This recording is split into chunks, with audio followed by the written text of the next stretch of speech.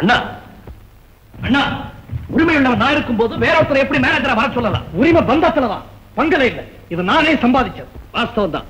ஆனா நீங்க வெளிநாடு போயிருந்த போது 7 வருஷம் நான் நாயா பாடுபட்டு இருக்கிறேன். டேய், நாயா பாடுபடலடா, பேயா ஆட்டம் போட்டிருக்கேன்.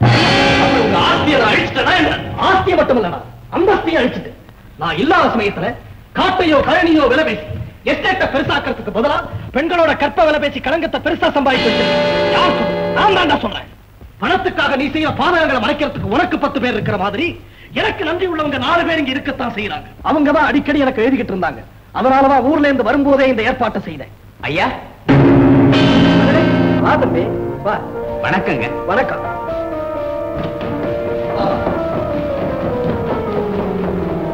வா தம்பி வா.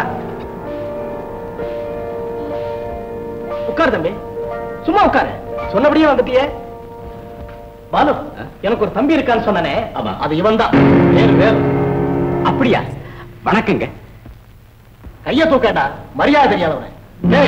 இவ்வளவு நேரம் பேசிக்கிட்டு இருந்தனே, இந்த புது மேனேஜர் வரதான்.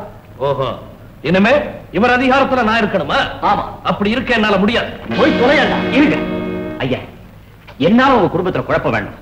நானே தம்பி, இவரை பத்தி உனக்கு தெரியாது. கெஞ்சனா மிஞ்சுவான், மிஞ்சனா கெஞ்சுவான். என்ன இருந்தாலும் அவர் உங்க கூட பிறந்தவர். நீங்க தான். அது உனக்கு புரியுது, இங்க புரியலையே. புரியறதுனால தான்டா வயிறே எரியுது. ச்சே, இவங்கிட்ட என்ன பேச்சு? வா தம்பி, சாப்பிட்டு பிறகு பேசுவோம். நீங்களும் வாங்க.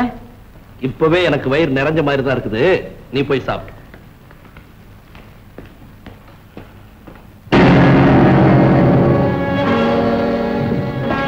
எங்க அந்த பொண்ணை கொண்டாந்துட்டீங்களா? எங்க வச்சிருக்கீங்க? அதோ அவன் தான் எங்க அடிச்சுப்பட்டு அவளை காப்பாத்திட்டான். சரி, அவனை வச்சே நான் காரியத்தை முடிச்சிடுறேன். அது வரை இல்ல, அவன் கண்ணில் நீங்க பற்றாதீங்க. குட்டு வழியாய் போங்க போங்க போங்க. சரி.